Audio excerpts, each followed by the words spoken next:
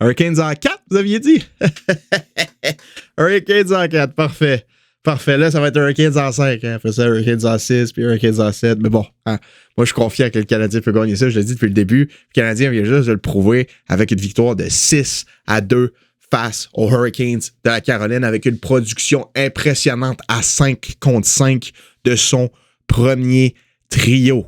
Salut à toutes et à toutes, c'est Ismabs. Aujourd'hui, on se retrouve pour le review, le vidéo d'après-match du match numéro 1 de la finale de conférence de l'Est entre le Canadien et les Hurricanes.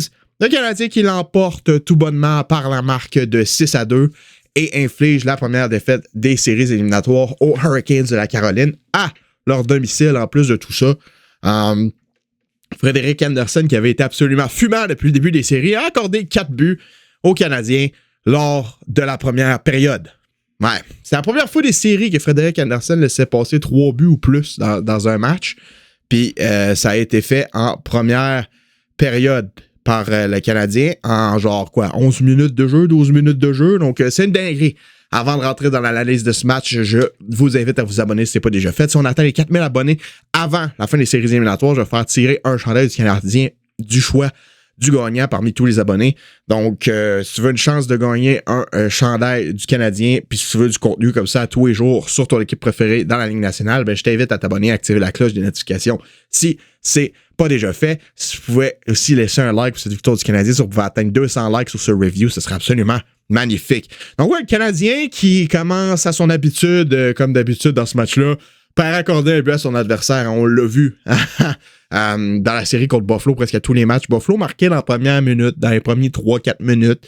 Ça a encore été le cas ce soir. Les Hurricanes qui ont commencé le match fort. Hein? Seth Jarvis qui marque après 33 secondes de jeu. Sébastien Aho qui tente une passe vers Svechnikov, passe dans les patins, ça dévie du patin de Svechnikov sur la palette de Jarvis qui prend un bon tir et bat d'Aubèche. Les Hurricanes ont pris les devants très tôt dans ce match-là. Beaucoup de gens étaient inquiets à la minute que c'est arrivé. Pas moi, je savais que le Canadien allait marquer des buts parce que c'est ce qu'ils font de mieux dans leur jeu, marquer des buts, les occasions allaient venir. Je pensais pas que ça allait arriver aussi rapidement dans le match, par exemple, parce que quelques secondes plus tard, 27 secondes plus tard, Cole Caulfield qui marque son 5e des séries d'une belle passe de Juraj Slafkovský, aussi assisté de Nick Suzuki. Je m'attendais à un éveil du premier trio dans cette série-là, 5 contre 5, non seulement parce que le premier trio a connu du succès dans les 2 dernières saisons face aux Hurricanes de Caroline en saison régulière. C'est sûr qu'en séries éliminatoires, c'est pas la même game, sauf que quand des joueurs connaissent du succès contre une équipe, ça se traduit quand même souvent, même en série. Donc, je m'attendais à avoir plus de production du premier trio, mais je m'attendais pas à ce qu'ils rentrent dans la série aussi rapidement. Je m'attendais aussi à un éveil de Slafkovský. Il y a eu quelques jours pour se reposer, pour se reset mentalement. Puis, étant donné que les Hurricanes, c'est pas une équipe qui défend beaucoup sur le physique, c'est plus une équipe qui couvre des zones en zone défensive, mais je m'attendais à ce que le premier trio soit plus confortable de jouer comme ils ont l'habitude de jouer. Parce que contre Buffalo puis contre Tampa Bay, surtout contre Tampa Bay, on le voyait, c'était toujours collé, les 2 jambes d'un culotte des attaquants vedettes du Canadien, fait que ça leur laissait pas d'espace. Dans cette série-là, ces joueurs-là vont avoir plus d'espace à 5 contre 5, puis ils vont être capables de laisser parler leur talent. Donc, Cole Caulfield qui a répondu rapidement dans la première minute de ce match-là pour créer l'égalité 1-1.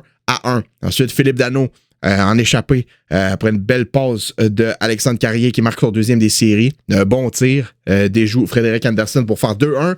Ensuite, Alexandre Texier d'une pièce magnifique de Philippe Danault. Philippe Danault qui connaît des séries absolument magnifiques. Hein? Son acquisition a beaucoup été critiquée tout au long de la saison. J'en ai fait des critiques aussi sur cette acquisition-là à un moment. Disons que j'étais plus dans l'équipe qui disait que ça ne servait pas à grand-chose. J'ai rien dit. Philippe Danault a encore le niveau qu'il avait d'antan. Il est en train de refaire ce qu'il a fait en 2021 dans la run des séries du Canadien. C'est un élément plus que crucial au succès du Canadien. Sérieusement, quelle série il connaît? Texier, encore une fois, qui marque un but important à 5 contre 5, son 4e des séries éliminatoires. Kaelin Goulet obtient sa 7e mention d'aide sur le but. On ne parle pas assez des points amassés par Kaelin Goulet dans ces séries-là. Il joue très bien défensivement, puis il amasse ses points aussi, pour vrai. L'éveil de Kaelin Goulet dans ces séries-là aussi, on n'en parle pas assez. Il est excellent. Ensuite, Ivan Demidov, d'une pièce de jeu magnifique. Belle passe de Alex Newhook. Beau jeu de Jake Evans. Demidov qui s'amène en échappée devant Anderson. le sort complètement de ses culottes. Quelle feinte absolument magnifique d'Ivan Demidov. Il lui avait fait en saison régulière, je ne sais pas si vous vous rappelez, exactement la même feinte face aux Hurricanes. Là, il s'est repris. Il leur fait exactement pareil. Marque un but absolument magnifique pour donner une avance de 3 buts aux Canadiens. 4-1 à 11 minutes de la première période, sérieusement. Frederik Andersen, je m'attendais à ce que ce soit un peu plus difficile pour lui dans cette série-là, tout simplement parce qu'il n'a pas été le gardien qui a été le plus défié lors de la série contre Ottawa ou contre Philadelphie. T'sais, il a reçu des tirs, mais c'était pas des tirs de top qualité comme ce que le Canadien peut offrir. Je m'attendais à ce qu'il soit mis à l'épreuve, je m'attendais à ce qu'il laisse passer plus de buts, mais comme je l'ai dit, je m'attendais pas à ce que ce soit fait aussi rapidement. Le Canadien qui marque 4 buts en une période contre une équipe qui n'avait pas laissé plus de 3 buts à ses adversaires depuis le début des séries, c'est quand même une dinguerie. Ensuite, en début de deuxième période, le Canadien qui, comme à son habitude, lâche un peu la pédale lorsqu'il a les devants en première période. En deuxième période, c'est plus difficile. Ça a été comme ça contre Tampa Bay. Ça a été comme ça contre Buffalo. C'est encore comme ça contre les Hurricanes. Même que je dirais que ça a été comme ça pour une grosse partie de la saison. Le Canadien, lorsqu'il a les devants, après la première période, a un gros relâchement dans son jeu en deuxième. Les Hurricanes ont tenté d'en profiter, ont marqué un but, une gracieuseté de Robinson, un bon tir du poignet, mais Dobech était solide. Les défenseurs ont été solides aussi, bien fait pour ne pas laisser de deuxièmes occasions sur les tirs. Dobech a fait les premiers arrêts, les défenseurs ont bloqué des tirs, fait des dégagements. Donc le Canadien a survécu à l'ouragan, si on peut faire un mauvais jeu de mots, en deuxième période, et a réussi à sortir de là en accordant seulement un but à son adversaire, malgré avoir été dominé en deuxième. Mais bon, ça, c'est pas étonnant, c'est le même depuis le début de la saison. Une chance que Dobech est là à ce niveau-là. Une chance que les défenseurs sont capables de bloquer des tirs puis se sacrifier pour empêcher l'autre équipe de marquer. Parce que les deuxièmes périodes sont difficiles. Il va falloir faire attention avec ça. Dans les games qui vont être un petit peu plus serrés, il va falloir connaître des meilleures deuxièmes périodes parce que les Hurricanes, c'est une équipe qui est bonne en deuxième période. C'est une équipe qui a un bon échec avant. Fait qu'on ne va pas leur donner du jus en jouant des mauvaises deuxièmes périodes. Il y en a qui disent les Hurricanes se réveillent, les Hurricanes se réveillent. Je ne les ai pas trouvés nécessairement meilleurs en deuxième qu'en première. C'est juste que le Canadien était deuxième sur la rondelle en deuxième, ce qui n'était pas le cas en première. Puis c'est ce qui a fait la différence. Ensuite, le Canadien qui a été beaucoup plus alerte en troisième, a fait en sorte que les Hurricanes étaient beaucoup moins agressifs sur la rondelle en jouant de manière un petit peu plus hermétique en zone neutre. J'ai aimé ce que j'ai vu. Seulement 2 tirs en troisième période pour les Hurricanes après en avoir eu 14 en première et 11 en deuxième. Le Canadien a obtenu 6 tirs en troisième période, 27-22 pour les Hurricanes au total. Donc, le Canadien qui s'est bien repris en troisième, meilleur jeu défensif, plus hermétique en zone neutre, meilleur à 5 contre 5. Juraj Slafkovský qui a marqué ensuite pour faire 5-2 d'une pièce de jeu absolument magnifique. Sérieusement, le but de Slafkovský, c'était du Slafkovský des Jeux Olympiques. C'était de la fierté de la Slovaquie, de ce qu'on a vu de Slafkovský là-dessus. But assisté de Suzuki et Caulfield. Donc, le premier trio qui a obtenu 3 points chaque dans ce match-là à 5 contre 5. Ça va faire extrêmement du bien. Je pense que ils ont obtenu plus de points à 5 contre 5 dans ce match-là qui ont obtenu le point à 5 contre 5 depuis le début des séries dans les 15 premiers matchs. Genre. Fait que c'est bien. C'est vraiment, vraiment intéressant de voir le premier trio se réveiller comme ça de la sorte contre les Hurricanes. Fait que moi, je m'attends à une grosse série de Slafkovský, je m'attends à une grosse série de Caulfield, je m'attends à une grosse série de Suzuki, je m'attends à une grosse série de Demidov. Lane Hudson, je pense qu'il va avoir un rôle un petit peu plus effacé, un petit peu plus défensif dans cette série-là, mais il va obtenir ses points quand même avec des assistances. J'ai hâte de voir la suite des choses. Puis il y aura Slafkovský qui met le clou dans le cercueil des Hurricanes pour ce match-là avec un but dans un filet désert. Belle manœuvre assistée de Suzuki encore une fois. Donc, victoire de 6-2 du Canadien dans ce match numéro 1. C'est exactement ce que je voulais voir. Je l'ai dit dans mon vidéo où je faisais mes prédictions pour la série, que le Canadien devait profiter du congé des Hurricanes puis de retourner à son avantage en connaissant un bon premier match, un bon début de série. Là, les Hurricanes, pour la première fois des séries, après avoir eu 12 jours de congé, sont ébranlés. Là, ça va être intéressant de voir comment ils répondent dans le prochain match. Si le Canadien peut voler les 2 matchs en Caroline, ils vont être en business pour la suite des choses, sérieusement.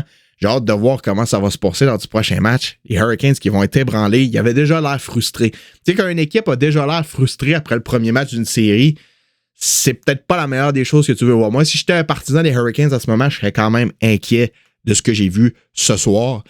Soit dit en passant, les 3 équipes avant les Hurricanes qui ont eu des congés de 10 jours ou plus après avoir gagné une ronde éliminatoire, ben, ils sont 0-3 dans la ronde suivante. Est-ce que les Hurricanes vont être la 4e équipe à perdre une série après avoir eu un congé de 10 jours ou plus? Qui sait? Est-ce que c'est vraiment un avantage d'avoir autant de repos ou est-ce que tu te sors complètement de la game, du mindset des séries éliminatoires? Je sais pas. On va avoir notre réponse après cette série-là, mais le match numéro 2 va en être un crucial pour la suite des choses. Hein? Si les Hurricanes s'en viennent à Montréal en tirant de l'arrière 0-2, je pense que ça va être difficile pour eux de revenir dans le match, dans la série. Donc, le Canadien va devoir sortir les crocs, encore une fois, lors du match numéro 2. Profiter. Il faut qu'ils profitent du fait que les Hurricanes sont fragiles mentalement, surtout en finale de conférence à leur fiche de 1-16 lors de leurs 4 dernières présences en finale de conférence prouve que c'est une équipe qui est fragile à ce niveau-là. Il faut les frustrer, il faut rentrer dans leur tête, il faut leur rentrer dedans. Ça va prendre une victoire du Canadien dans le prochain match. Puis s'ils sont capables de faire ça, je pense qu'ils vont pouvoir mettre la main sur cette série-là peut-être plus rapidement qu'on aurait anticipé. Mais bon, ça va être aux Hurricanes de dicter la suite des choses. Ils peuvent aussi bien répondre puis gagner le prochain match de manière confortable. C'est une excellente équipe de hockey. On va avoir une bonne et longue série, d'après moi. Ça va être très intéressant. Une chose est sûre, c'est que le Canadien ne perdra pas en 4 parce que c'est déjà 1-0. Puis ils ont gagné ce match-là 6-2. Canadiens qui prouvent encore une fois au monde du hockey qu'ils sont à prendre au sérieux. En tout cas, n'hésitez pas à me dire ce que vous avez pensé du match dans les commentaires. Laissez un petit like, partagez, commentez, checkez les réseaux sociaux dans la description. C'était votre ami Ismabs. Je vous dis passez une bonne fin de soirée. Cœur, patate, triangle, go Habs go. À la prochaine tout le monde et bye bye.